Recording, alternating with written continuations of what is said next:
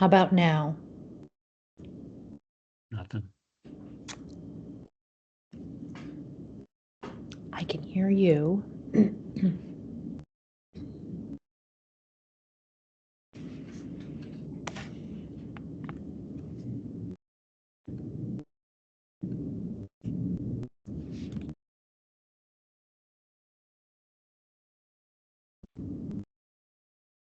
How about now? Can't hear you. No, not even Am you now. muted somehow through the meeting? No, I am No? clearly looking at that I'm unmuted.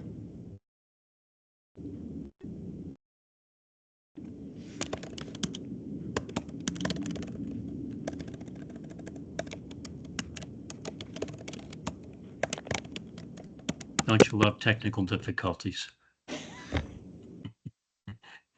Can you?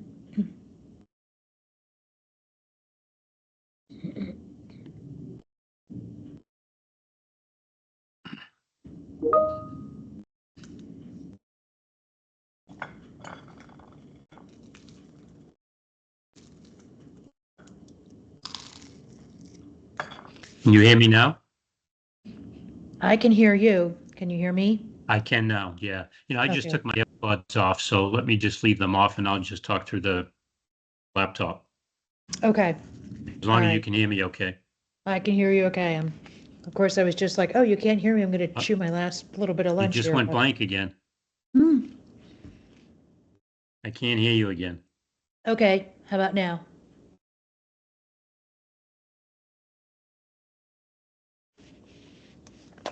There you are. I'm back. Nope, I did for a second. Oh, this is weird. Let me I can get, faintly hear you. okay. Okay, I got you. I don't know why All you just right. came on my iPods. That's weird. Can you hear, but now you can Yeah, hear through the AirPods? Okay. yeah, I can hear you now. Yeah. That's strange because I took them out and put them in my case and I could hear you fine. Then all of a sudden you went away. I took the earpods out and here you are. All right, let me, um, all right. So we had registration for,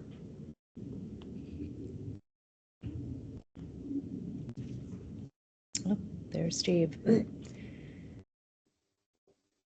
For about, okay. Hi, Steve. Hi, good morning, Peggy. How are you? Good morning. How are you? Not bad. Hey, Steve, how's it going? Hi, Jack. Good. So we had registration from the three states, kind of focusing on utilities, and I think there were going to be a couple of folks from regional planning commissions who then communicate this information out to their towns. So we'll see who shows up. But I think Okay. there were about, okay, this is Gabrielle. She's from my staff. Hi, Gabrielle. Hi, Gabrielle. Hi, everyone. Nice to meet you. Likewise. All right. Yeah. So we'll just give it a few minutes and see if we get some attendees here. I see a Yeah. count on the top left that shows one attendee, which is probably Yep. Gabrielle. Nope. And then we have someone here from our Agency of Transportation. So yeah, we'll let folks filter in. Okay. We have to do just like the quick clean cities, what we are. It's like required for whenever we do anything like this. Okay. And then I will leave it to you and Steve to talk about JuiceNet and then have an opportunity for questions from folks. Okay. All right. So when you're done your Clean Cities stuff, then I'll share my screen and go through the presentation. And Yep. Steve will add as needed, and Okay. we'll have a Perfect. discussion at the end, I guess. Right. And then if there are any questions, we can have Gabrielle or John Gagne monitor the chat if anything Okay. comes up. Yeah, Okay. happy to Great. do that. Great. Okay. Thanks for setting this up, Peggy. Oh, yeah, my pleasure. I'm sorry it probably a little bit like whack-a-mole trying to nail me down, but like one thing comes up and then Yeah. yeah. So thanks for continuing to prod. No worries. Hopefully you had a good summer. Yeah, it was good. Busy, but good. Good.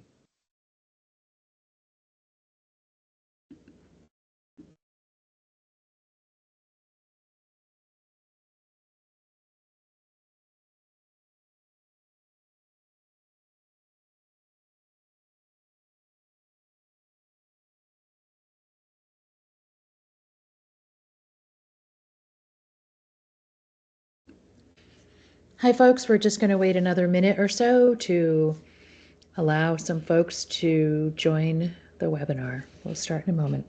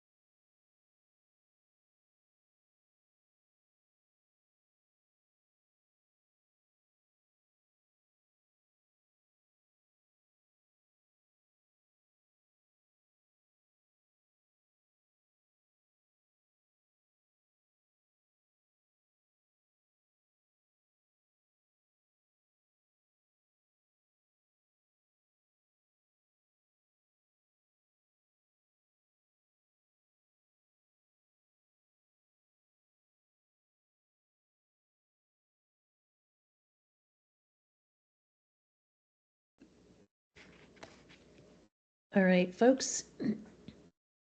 Good afternoon. My name is Peggy O'Neill Vivanco. I'm the Coalition Director for Vermont Clean Communities. Today we're hosting Jack O'Neill and Steve Sanchez from JuiceNet.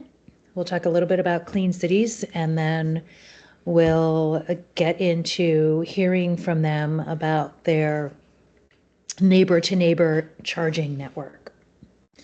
This webinar is going to be recorded, and we can share it after the presentation.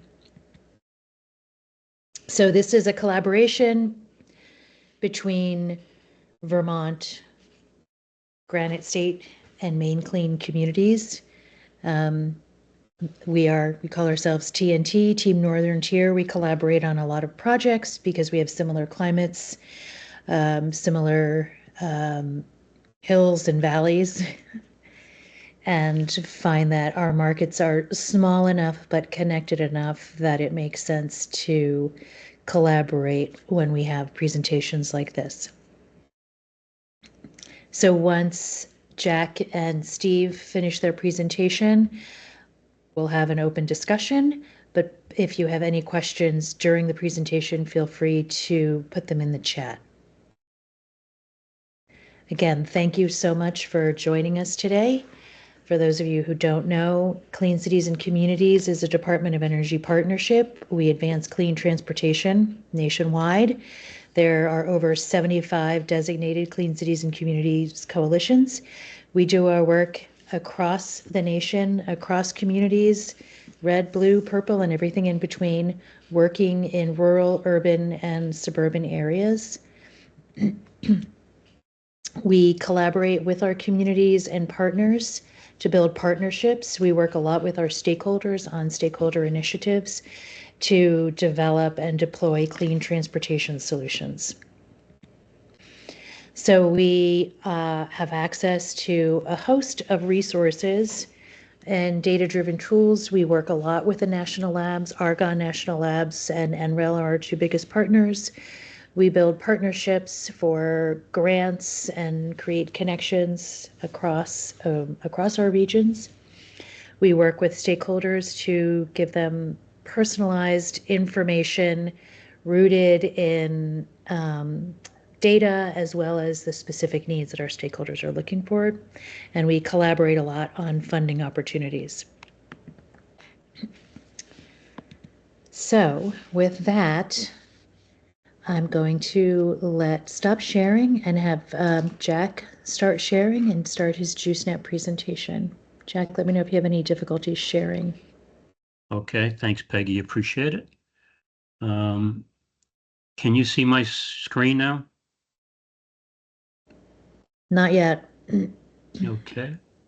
Give me 1 second.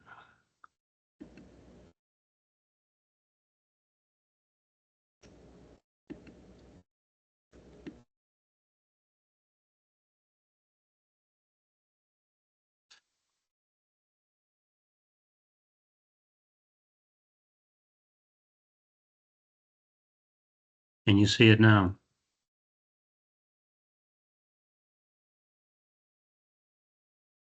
Peggy, I think you're Yep. on. Yep, that's Can you see it? perfect. Yep. Okay, great. And I'll Thanks. enlarge it. So thanks, Peggy. Appreciate that. We'll take 20 minutes or so to walk through a number of things and discussion points and hopefully generate a little bit of discussion afterwards in terms of how we can support each other. Thanks to everybody else attending. I'm Jack O'Neill, CEO and co-founder of JuiceNet. With me is Steve Sanchez, CEO and co-founder of JuiceNet. He's based in California. I'm based in Portsmouth, New Hampshire.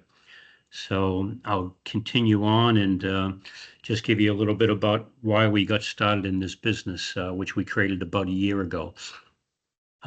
As you all know, there is a challenge relative to the EV infrastructure versus the number of EVs that we have on the road. And if you look at some of the pinpoints here, I've tried to gather some information relative to Northern New England. So this is going back to about January baseline data, and it's extrapolated through the Department of Energy. We have roughly 2,911 ports in Northern New England versus a little over 23,000 EVs. We know that 20 to 30% of charging happens away from home or work. There's 1,416,000 additional ports required in Northern New England by 2030 to meet the demand of EVs. And I recognize all of that could be changing with the Trump administration coming on board, but regardless, that will be perhaps a hiccup in terms of the growth, but it will continue to expand as I believe most people have begun to believe it is good for the environment and good for their pocketbooks as well. So as of January, we had less than 10% of our targeted capacity. And obviously there's a lot of push and impetus to drive more EVs by 2035. And again, we'll have to see what changes take place with the new administration and any impacts they may have in various states, including any of the ones in Northern New England. So that's the problem. So we opted to see how we could solve it without investing a ton of money. And it was primarily Steve's idea who came up with this peer-to-peer charging network. And the easiest way to explain it is it's similar to an Airbnb type of setup. So for example, if Peggy has a charger and I'm traveling through Vermont and I need to get a charge, I may not want to go to the public charging stations. Private ones on our network are 50 to 60% less expensive than a public charging station. And there's also challenges with public charging stations, and many of them don't work when you need them. Other issues at play as well. So I could make a reservation on Peggy's EV charger, reserve a time. Peggy can opt to approve that. I have an automatic approval. I can stop by Peggy's house and charge my vehicle and continue on my way. So that's the essence of the peer-to-peer network. But we're really trying to eliminate range anxiety, which is still a big reason why people are hesitant to buy electric vehicles. It gives the EV owners a lot of options, convenience, and efficiency. And other competitive rates I've mentioned. And our initial target market is primarily North New England, while Steve is also pursuing Southern California, where he's out there. And we're trying to capture the East Coast and the West Coast from that point and then move forward. You know, the big challenge we have is getting hosts to join our network because our network is not a network without hosts on it. We just began this initiative in sincerity a couple of months back. Today we have about 120 guests and about 12 hosts that have been part of our network, and that continues to grow each and every week. So we've got a good starting point. So what's in it for a host? They can earn extra income. They also help support the environment through adding to sustainability and further adoption of EVs by making it more convenient for guests that will charge at our host locations. So we want to establish a flexible and reliable charging network that fosters widespread adoption of EVs, promote a sustainable future, and then we want to extend this to rural and underserved areas. So it's part of our initiative now to partner with electric utilities, obviously the clean cities, which Peggy and the team here in New England have been very supportive of, in municipalities and OEMs. This is just a quick snapshot of a couple of pages of the app that we have that allows people to sign up. You can sign up for free and take advantage of the network. If you sign up and pay a small subscription fee as a host or a guest, you get additional benefits. For example, a host can make more money as a paid subscriber, and a guest can save even more money as a paid subscriber. But it is available for free and is still 50 to 60% less expensive than public charging stations. So I mentioned the co-founders, Steve and myself. Steve and I go way back. We both work for DHL out in California. Back in the mid-2000s, we've known each other for a long time. We traveled to Asia together. We both worked in Singapore. We worked in the rest of Asia Pacific. I was based in Japan and China as well, while Steve was based in Singapore. And we've got many years in the industry of logistics, and many years, well, 10 years in terms of startups, and that primarily belongs to Steve and Jacob, who have both been part of a couple of different startup companies. And then Jacob is actually Steve's son.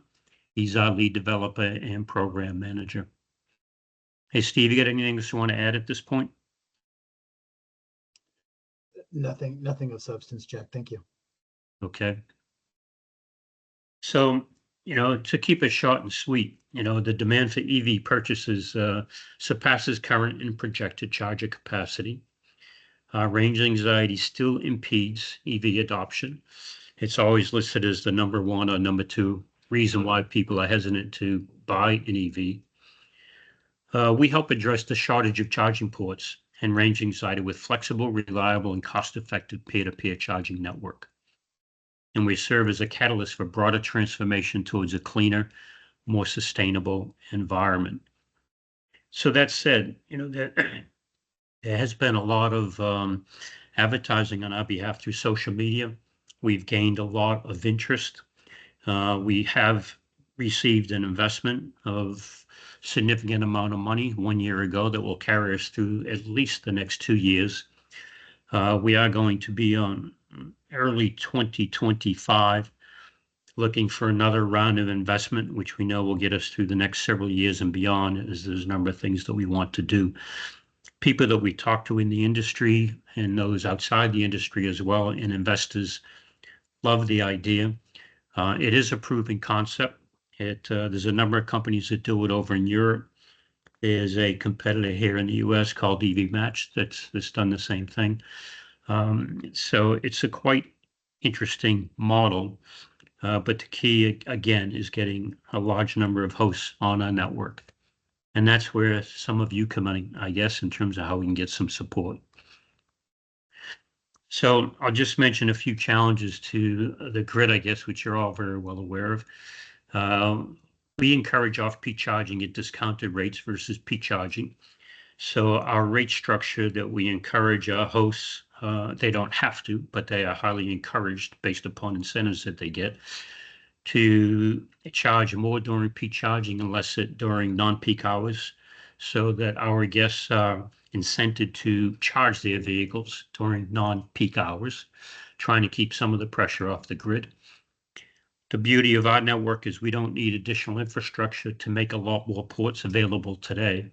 The key is getting those households that have EV chargers already installed to be part of our network and allowing others as guests to be able to utilize that additional infrastructure that is already in place today. Residential charging stations are quite widely dispersed. Obviously, there's a lot more in some states. Take California, for example, one of the leaders in terms of EV transition.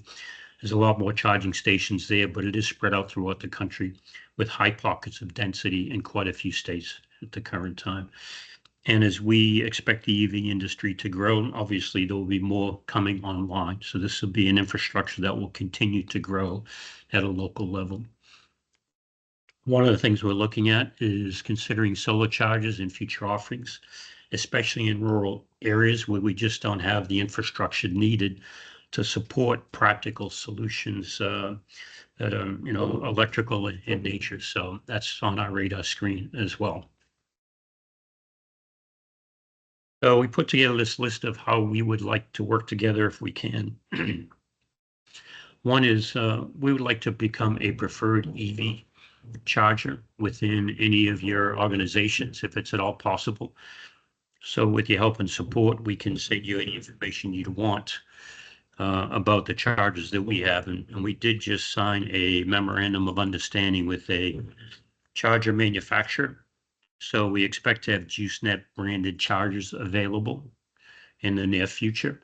Currently, we sell third-party chargers, but we will have a JuiceNet charger available coming in the near future.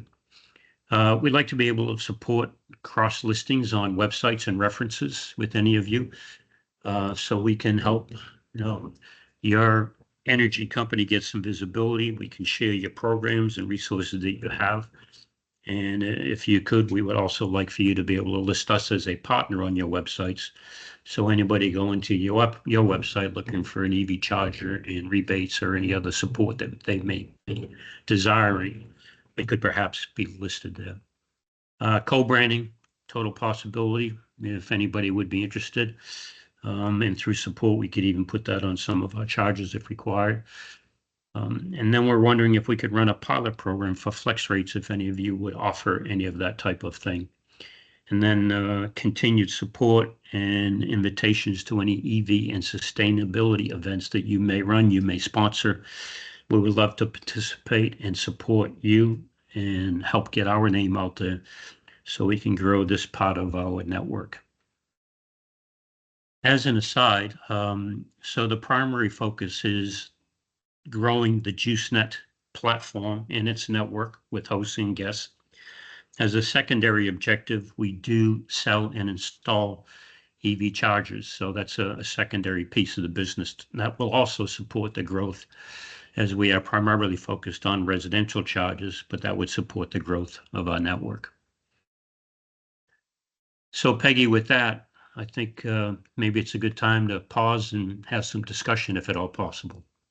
Yes, thank you, Jack. This is really great, and certainly from our perspective in Clean Cities, it's been nice to see this project evolve over was it the past year? So we have some questions in the chat. Gabrielle, my screen's going a little crazy. Could you? That's okay. I've got them. Okay, thanks. Yeah. So Gabrielle will Jessica start with one. asked if your app will allow users to rate availability in real time, and how would technology downtime be communicated? Yeah, well, I'm going to ask Steve to elaborate that on a little bit because he's closer to the technical aspect than I am. So, Steve, if you would. Yeah, no worries. So from the question here, the rate availability is going to be assessed by the host. So example, the host has the different rate plans that they may have for their own residential usage. So the time of use plans is what we call it here in California. So myself, as an example, off peak charging, if somebody was to charge at my home, it's 25 cents per kilowatt hour. And during the peak, it'll be 50 to 60 cents per kilowatt hour, which is pretty high tea. So we publish that out there for the guests saying, hey, by the way, it's peak or non-peak. So if I'm trying to get to Jack's place, hey, flash, it's peak time charging. Do you want to proceed? So that they know that. And then we really would encourage them by that differential in pricing. California is very high per kilowatt hour. I was in New York with one of my sons recently, and I think off peak over there is something like 16 cents or something per kilowatt hour. So it's very, very different. So 25 and 60 cents is probably like sticker shock to you guys. So we want to make sure that we're putting it out there and making people aware of what that is and encourage them to go off peak. And off peak is in California, it's from 4 p.m. Or excuse me, 9 p.m. to 4 p.m. So it goes, that whole band is off peak, and then from 4 p.m. to 9 p.m. is the peak time in California. So we try to keep people out of those peak windows, and particularly with like overnight charging. If Uber and Lyft drivers, we're working with Ford right now, and seeing what we could do with Uber and Lyft drivers doing overnight charging and things like that. So that's a long answer to how do we communicate what peak and off-peak hours are, as well as trying to encourage people to go off-peak. And how is technology downtime communicated? I'll take it, Jack. So from the tech perspective, all of our users are connected in through MailChimp or Twilio. That's our messaging platforms, underlying platforms. And so we'll be able to be sending messages to our users and guests about downtime, et cetera. But thinking about this in my hypothetical with Jack, Jack has accepted a booking. I've booked his charger. He then is able to message back to me and say, hey, by the way, my charger, for whatever reason, somebody hit a light pole, God forbid, no one was hurt, but somebody hit a light pole, knocked out the power to our area, and now I'm going to have to decline that booking. That's that two-way communication on the peer-to-peer side of things. So holistically, if there's a network issue, like a big swath of affected users, then we could put that out there as a network. But individually, there also might be those type of events, and that's how we'll handle it through that Twilio or MailChimp. MailChimp is for emailing. So it's up to the people hosting the charger to reach out and communicate that their charger would not be available unless there's a widespread issue. That's correct. Okay. Just an aside though, we're working, as Jack said, we have an MOU with a large company right now that sells chargers, and they also do IoT, which is the Internet of Things. And so from that, we're able to get event data from the chargers. So they're smart chargers. We can get event data like start charge, finish charge, consumption during that time. So we can see what's going on with those chargers. And if somebody says, hey, the charger's down, we can go in there and through our administrative panel and go look at Jack's charger and say, son of a gun, it is down. And we can communicate that out, particularly if it becomes a broader issue. Okay. John, you had your hand up. Did you want to say something? Yeah.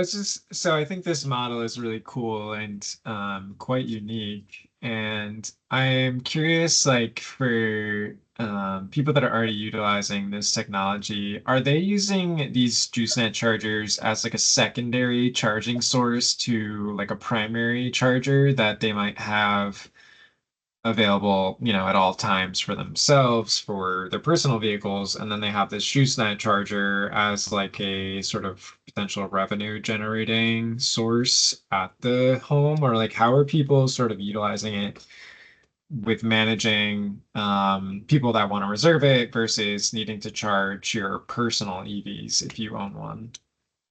So Yeah. I'll take that too. Go ahead, Jack. Steve. Just I'll give you an anecdote from a personal experience. So I have two EVs. One is a Tesla and one's a little BMW hybrid. But between those two vehicles, I use our charger probably 4 hours, maybe 5 hours tops a week. So for the rest of the time, and I try to do it on weekends off peak, of course, but for the rest of the time, it's available. So it's just sitting there as an idle asset.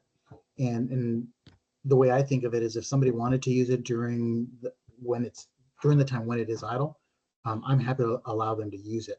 But my goals are a little different. Obviously, founding the company is I want to be able to engender more EV adoption. And so I want people to see that range anxiety, yeah, it's a problem, but we're coming up with ideas and ways to overcome that problem. One thing I want to note though is that the JuiceNet charger. So right now we have a JuiceNet network, right? So it's peer-to-peer, Airbnb styled, as Jack explained. The hardware, we're going with this company that we signed an MOU with, as well as with ChargePoint. I'm not afraid to say them, that we're selling their chargers, third-party chargers, the actual physical equipment that can be installed into anyone's home. So with that, if I go to Jack's house, Jack is the host, but now Jack is outside of his own personal orbit and he goes somewhere else, he now becomes a guest. And so now he goes into Jonathan's area and he's looking for a quick bump. We're thinking that we're going to get somewhere between 25 and 30 miles of range per hour charged. We also know that people don't want to be dwelling at someone else's house more than an hour tops too.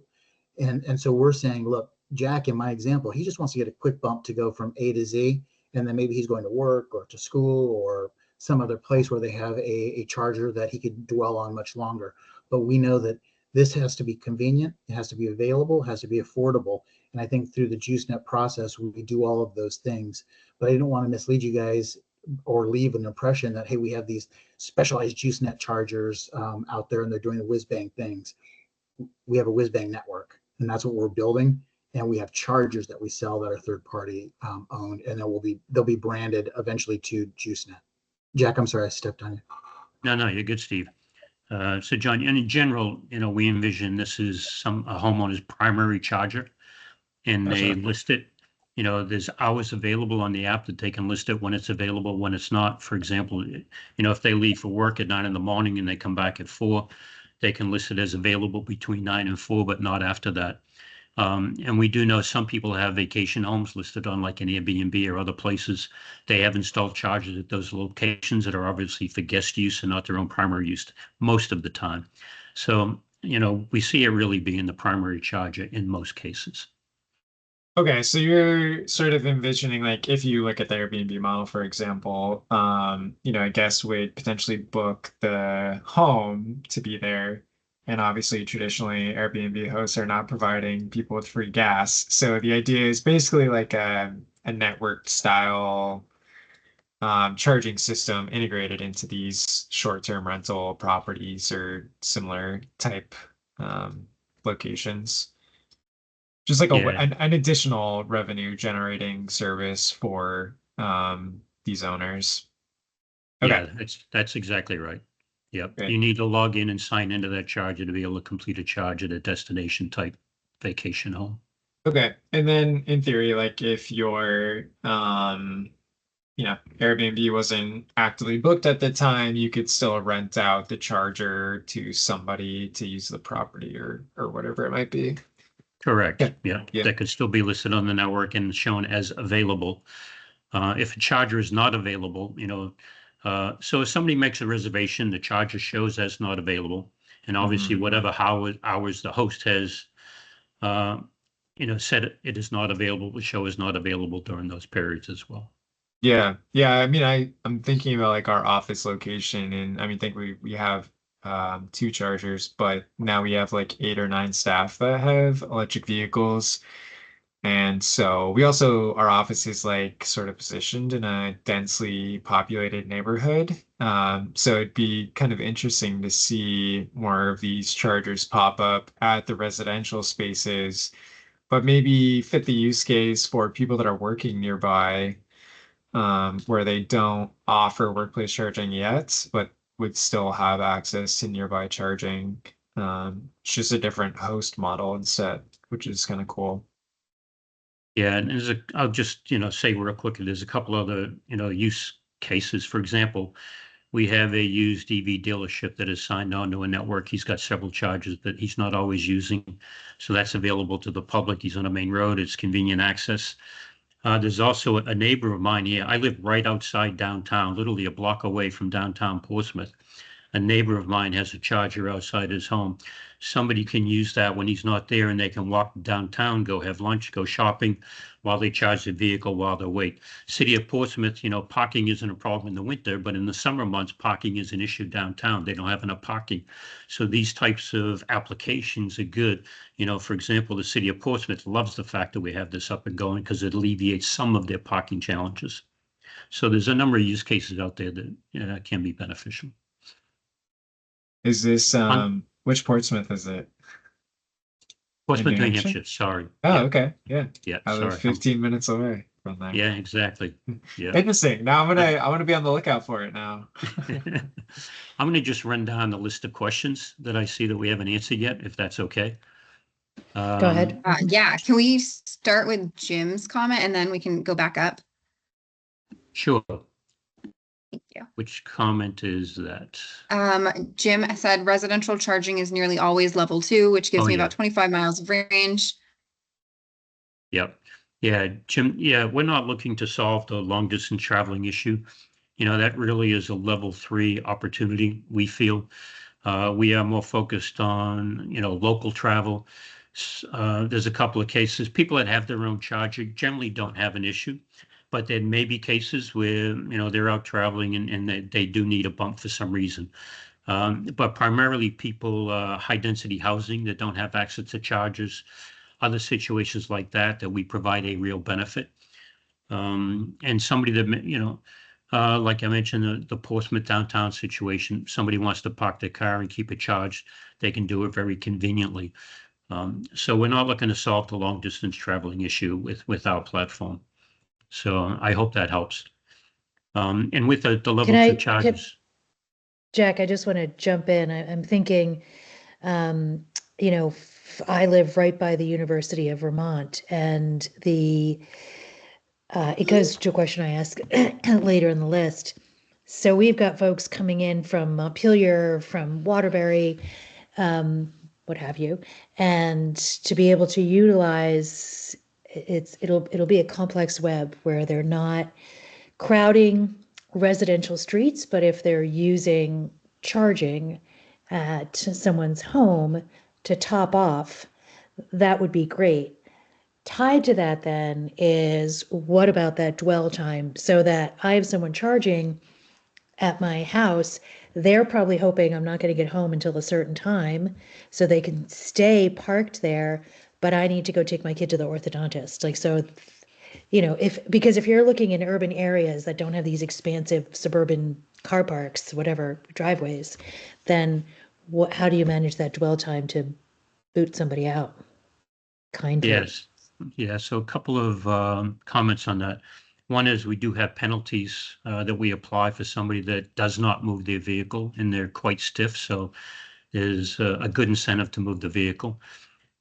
Secondly, in more populated areas, there's other things to do nearby so people can leave their car. And, we want them ahead of time when their charging time's about to expire, so they hopefully get back to their vehicle in time. But if you're out in a more suburban area where there's not as much, we have a number of things on our radar screen to, manage that dwell time. For example, we don't necessarily want people to leave the location. Some places do. We don't necessarily want them to, and we plan to offer a number of things that they can do to occupy themselves through our app while they spend an hour there or an hour and a half there. As well, people's own personal situations, business email, phone calls, anything else they need to do. So there's a number of things that we want to do that will help us manage that dwell time in a number of ways. Steve, anything you want to add? Yeah, just one other thing. It's kind of an interesting thing. I don't know if you guys have like timeshares or things like that. You look at different properties and they show the amenities list, like with little icons. We're doing the same type of thing inside of our app. So coffee shop nearby, or for me, walk to the beach, or there's a shopping center close, so that people know what to do there in terms of not just sitting in their car while they're charging. But as Jack said, there's a fairly robust disincentivization built into the app itself for people not to dwell on someone's charger. And then Peggy, one thing that you had said is kind of resonating pretty strongly right now, is like when people make the reservation and the host actually accepts it, they know who's at their house, and they'll know how long they've booked and so on. So with that IoT, that Internet of Things connection, we'll also be able to see that. And if somebody is taking advantage and it becomes an egregious violator of the T's and C's, then at some point they're no longer welcome to the network. Okay, that's good. Thank you. Okay, so I'll just start at the bottom. Jessica, do we have a published rate sheet?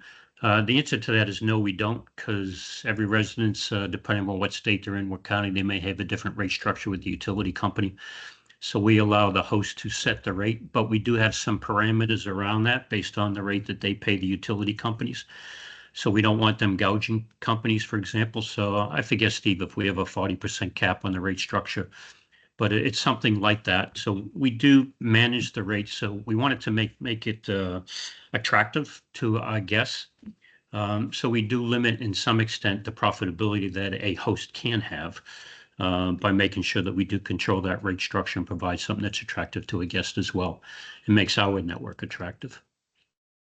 Yeah, that's I right. hope that It's capped at about 30% right now, but it's a slider. So it's a service fee that the host can apply depending upon their own personal situation.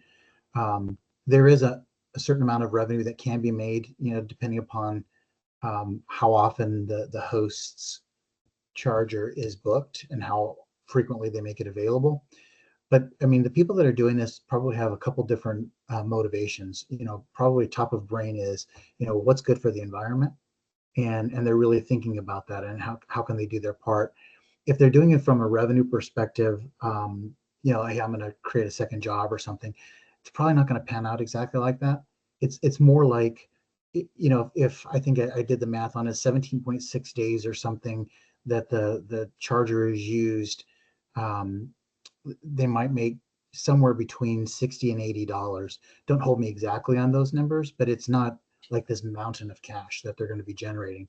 But they are doing something that's going to continue to take away that range anxiety, build towards greater EV adoption, which is good for the environment.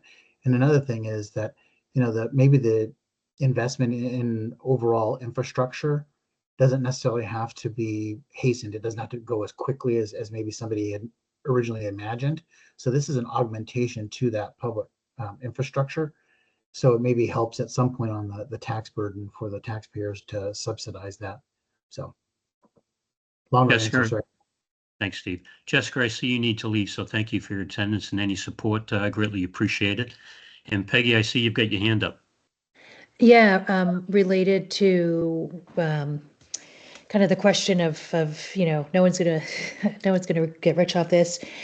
Do you foresee the ability to create heat maps based on any charging data, so that, just say you have a network in community, let's just say Burlington, because that's where I live, and you see that along this corridor by Redstone campus, there's regular charging through your network. Is there a way to share that? How do you do this without like infringing on, I don't know, kind of personal information, but at least if it's heat map or charging, kind of unique charging opportunities to share with either the utility or planning organizations as a way to possibly identify future locations for a level 2 or a fast charger. Like, I just wonder like how that data could be utilized. Steve, you got some thoughts? Yeah, so I see the there's a mind number. going. Yeah, there's a number of things that we've looked at, from a heat map perspective, and I'm going to kind of twist your question slightly. It is election season, so sorry about that. What we did is we went to Huntington Beach, just as an example. We went to a lot of cities in the New England territory, and we said, hey, look, can you give us anyone that's pulled a permit for a level 2 charger in the last 36 months? And it doesn't necessarily fall under FOIA, but it is, public information. So they provided that public information to us. And then we said, okay, now let's create our own heat map of where there are already level 2 chargers, and let's start marketing to those areas, because then we can create these mini networks inside of a larger network of chargers. So we were using your heat map idea kind of in reverse a little bit, but I think once we have some breadth now inside of that little microcosm, we have a number of people that are hosts, and we have regular use on the charge side. Then we could say, hey, these are our most frequented areas, and I don't think we break any confidentiality or privacy rules doing that. If we show like a polygon around a geography that says, hey, this is a pretty hot area for charging. Also for the hosts and guests, but primarily for the host in the context of this question. Sorry, I'm getting ahead of myself. We have ratings. So the host will be rated by the guest. Hey, that was a great host experience, or it was a crummy host experience, whatever it was. And then we can do heat maps against that too, and say, hey, by the way, this is not only a great area for charging, but we have a really phenomenal number of hosts that are 5-star. So I know that's not the exact question you asked, but it's kind of a way to address the heat map. And I think we can do that without breaking any rules. Thanks. Yeah, I mean, I was just thinking like how to take this and what are the correlations for any build outs. So thanks. Yeah, and one of the pieces, just to add one comment to that, Peggy, that we've got is we have a heat map of our guests and our hosts. And if we see guests signing up in a particular area where we don't have a host, we try to proactively go in and get a host signed up in that area so that we can expand that network. Because if a guest is looking to join the network and we see a pocket of guests, but there's no host, obviously we had an opportunity there that the guests are telling us they need a place to charge. So that's another avenue of those heat maps. I might have missed this, but can somebody implement this model if they already have a level 2 charger installed in their home? Or like, is it sort of like a third-party system that could be added with an existing charging station, or would they need like the dedicated charging station that you guys were talking about that will eventually be branded JuiceNet in the future? Because I just thinking like a lot of people have like a lot of like old Clipper Creek level 2 chargers, like the really slow ones that they've installed already back in like 2020, 2021, and before.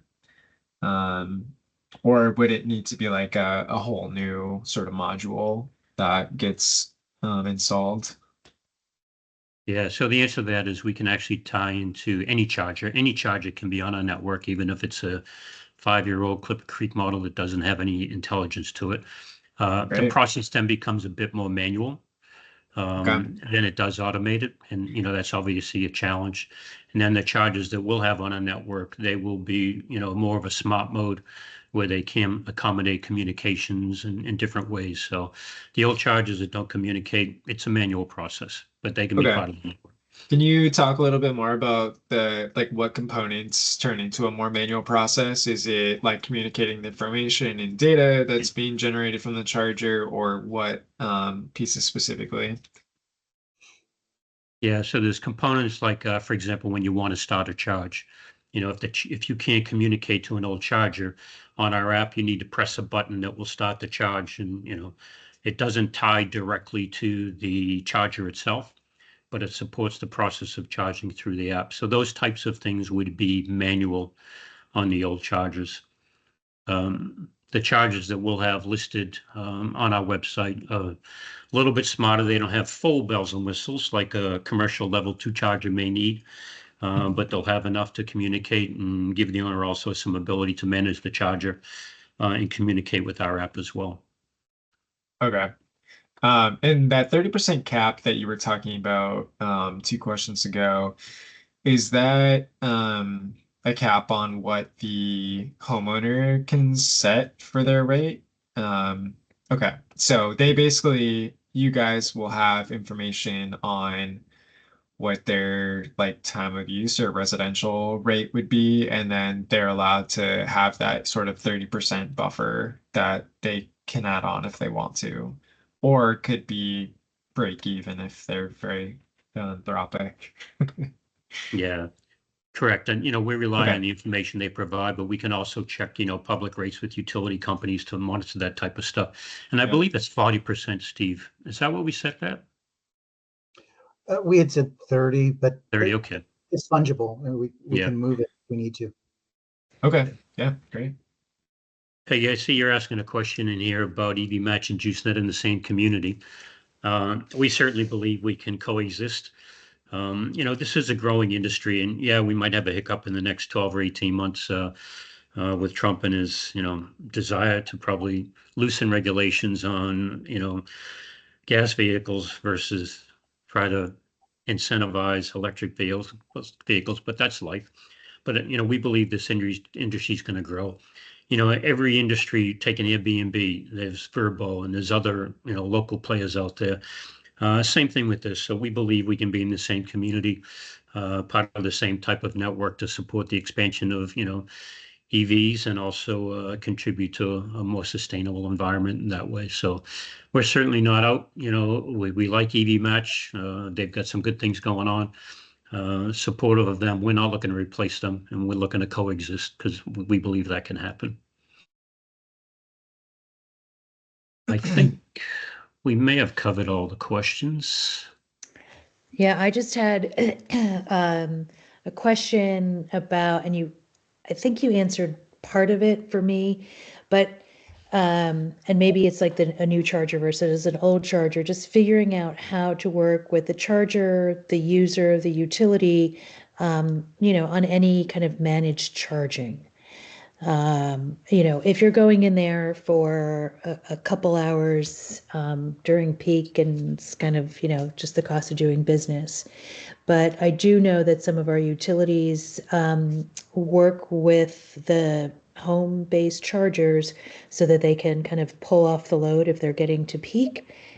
What are the conversations around that? Yeah, so a couple of issues. We can work with utility companies to be able to do that and manage peak and off-peak charging. There's also, smart chargers that help manage that load and pull off the grid. So, a homeowner has multiple things running, they can disperse the electricity between certain appliances in the vehicle and manage that supply, if you will, to the vehicle. So working with a contractor as well to see how we can help support that. In addition, the people that we're working with are also very heavy into bi-directional charging. So that's an option that we're looking to provide the capability as well as we go down the road. So homeowners can use that option as well to manage some of the electricity pull from their vehicle if their power is out for some point. So we haven't had extensive discussions around all of that yet, but all of those are possible. I'm not sure if that answers your question. Yeah, and it made me think of something else. Like, so say, I don't drive. I have a plug-in hybrid. I don't drive my car. I did it once, maybe twice, like down to empty. And I think people with EVs or thinking about EVs think that that's how they're going to drive their EVs. It's not the case, right? But say I, skirt into town for my commute. I'm going to a 2-hour lecture, and I know that I need X number of miles on my car to get home. Is there a way to make sure on the app that I get that in that time period?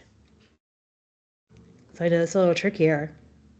Yeah, so if somebody knows, I don't think the app will manage that for them, but if No, somebody okay. knows they need a charge, the app Mhm. will give them the closest available charger when they are in need or when they are going to need that. So they can Okay. look at it now, real time, or they can look at it, let's see, I'm going to be there in 3 hours. What's going to be the closest charger available to where I'm at? And they can book that charger ahead of time.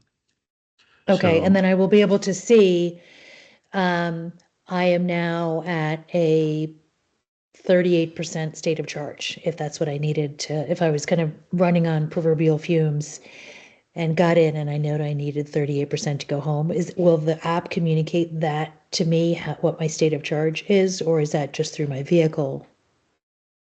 So Steve? with the IoT, Peggy, once you're on the charger, so as Jack said, you're driving down to your symposium, and you know that to get home you're going to need another 28 miles or something, and you just don't have it.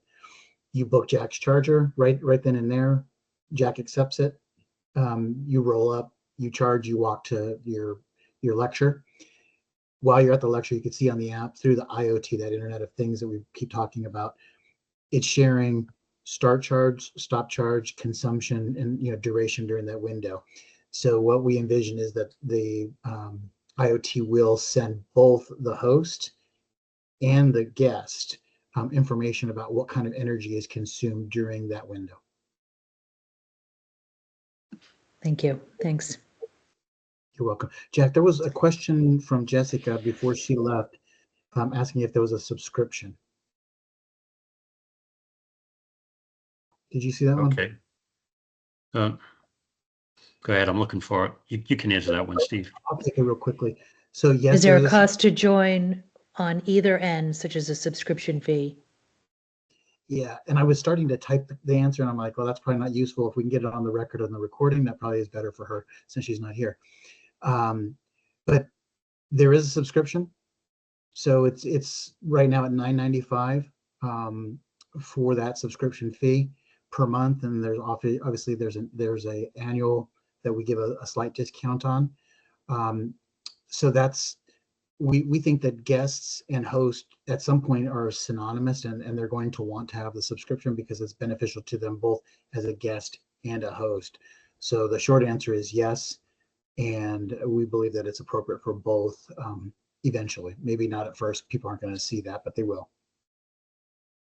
So just a note on that. So we offer a free plan, but there's no discounts to the host, to the guest. There's no additional monies earned to the host. So if somebody does subscribe as a guest or a host, for example, with a host, there's a booking fee for somebody to book the charger. It's $250 on our platform.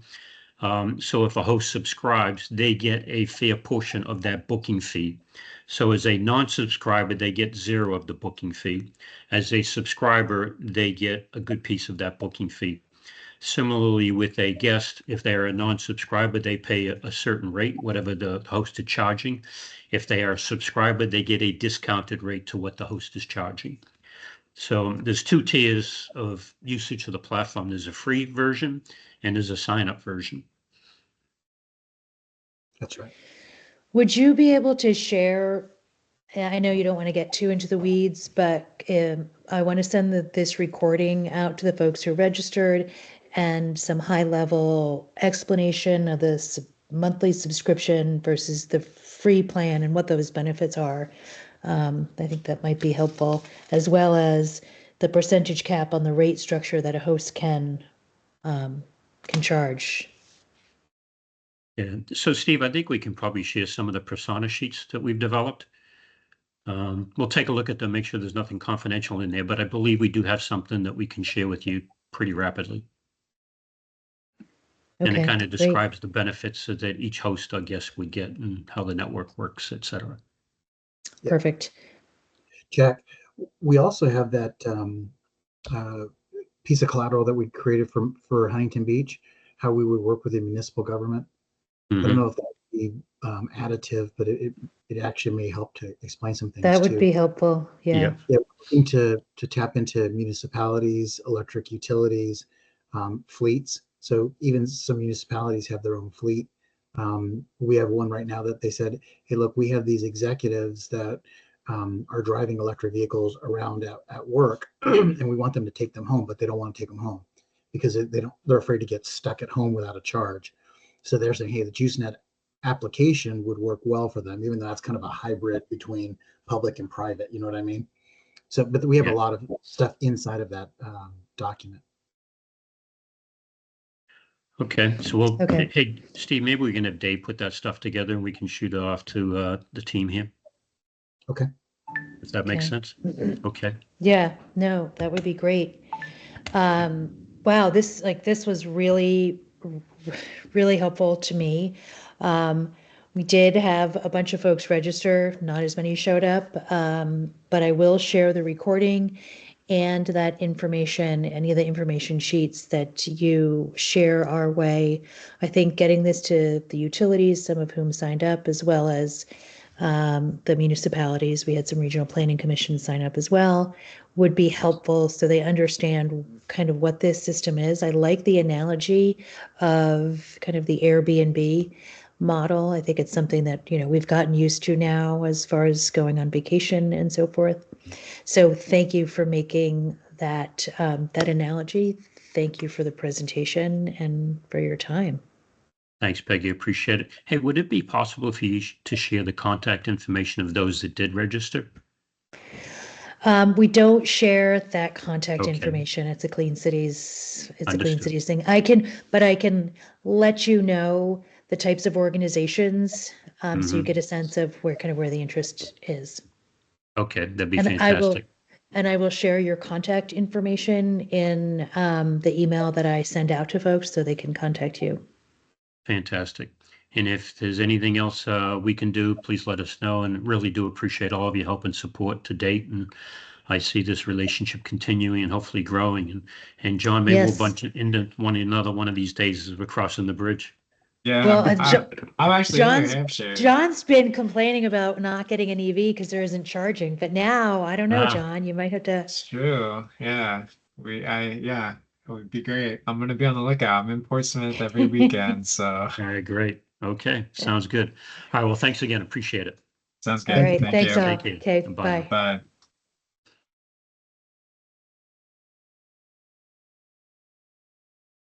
Oh, hey, team. Okay. Oh my You God, wanna what a stop the bummer. recording?